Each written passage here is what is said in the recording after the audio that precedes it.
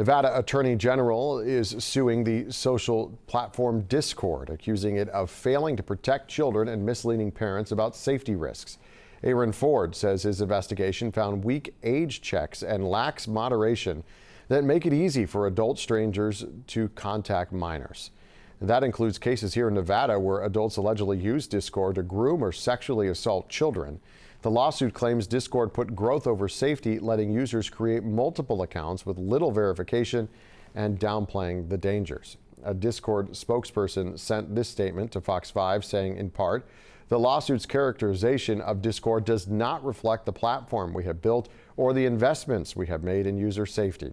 Our safety systems combine advanced technology and human-led investigations alongside user reports to help identify accounts or spaces engaged in harmful activity, including exploitive child sexual abuse material.